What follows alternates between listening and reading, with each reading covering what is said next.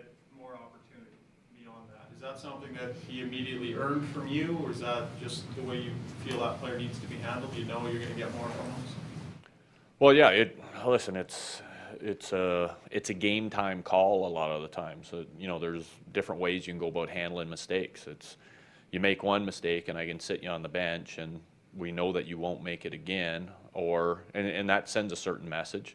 And then there's other times I think it's best the guy makes a mistake, you get him right back out there, and either you talk to him on the bench or maybe it's a little more stern than that. It depends on the situation, but I always think the best thing to do is to try to get them back out there again, to show that you have some confidence in them. Where you end up sitting a guy for a shift or two or maybe a period or for the game is when that mistake's made over and over and over again. So what have you found with David in that regard? Oh, with David in that regard? Specific to David. He doesn't make it again. He's a veteran guy, even though he's not that old. He's been around the league. I think veteran guys know before they even get to the bench. Like as soon as they've made the mistake, they're already like, "What am I doing?" So, yeah, with him, he's usually a guy that you can just either talk to him about it, bark at him, and get him right back out there, and he responds quickly. Dallas, do you see this team, they kind of feed off each other? When one guy's struggling, it seems like the whole group is struggling. When one guy's going, it seems like the whole group is going, which was, I guess, the case the other night. Once you guys started going, everyone seemed to be fine and scoring.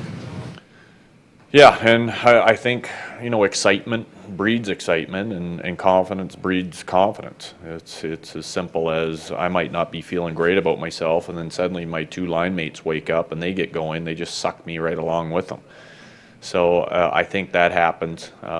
Listen, we still had mistakes in that game and stuff that we wanted to get covered off, and that we did this morning video-wise. It was you can win a game 8-2, but there's still so much that you want to be better at. So we had a few individuals that I didn't think they had great games. The score was great.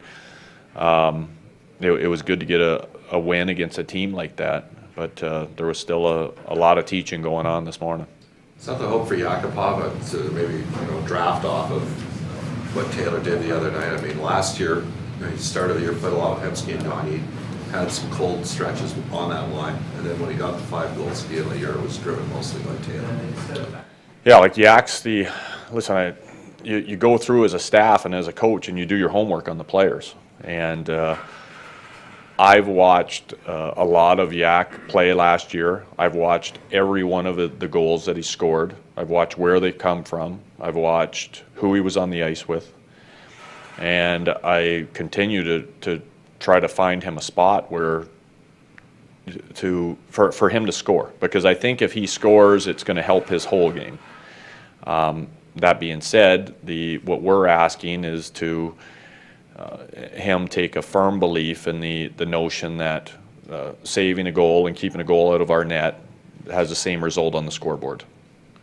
So, that's the challenge. So we continue on. Obviously, I think Yak's got 4 power play goals, and we're still looking for some chemistry with him, and we're hoping that especially Taylor. Like Taylor has the ability to not only wake up his line mates, but wake up a whole team.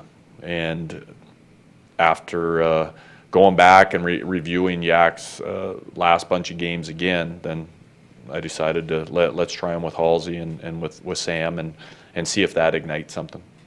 You mentioned, Brian alluded to Perron, you mentioned his competitiveness. Were you surprised that Dale kind of went after Landeskog? That was a heavy hit. He exploded through him on the hit. Yeah, he hasn't been part of his game. No, but he has shown flashes of that this year. Like there's been I'm not going to say it's been a dozen times, but there's probably been 5 or 6 times where he's went in and finished his check with some very real authority. And I don't think that, I think everybody should do that. Like, what does it take to go finish your check?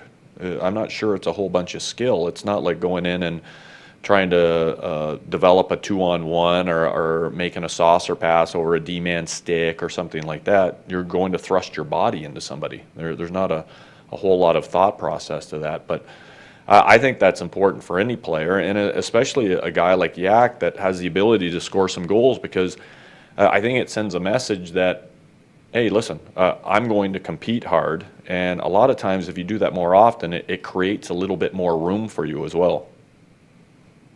Sorry, just to the right here. I know you're focused on your team. Can you discuss maybe the Battle of Alberta in the sense that these two franchises are both kind of scratching and clawing to rebuild and sort of regain the traction they once had in this league, where they were two of the best in the whole league?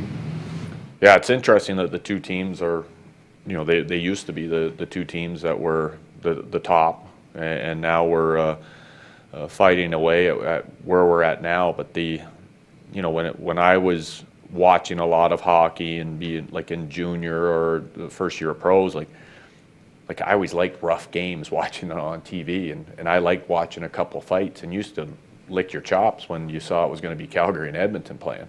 You knew it was going to be a great game. So I don't think that has changed. I still think the organizations and especially the players understand that there's a long rivalry. There's you could call it a hatred for the other team, and I expect to see that tonight. It's and that I don't mean going out and there's going to be a whole bunch of fights. I mean it's probably going to be a very competitive, high-paced, with a little bit of chippiness in the game. Will you have LeBarber tonight? What's that? Will you have LeBarber tonight? Yeah.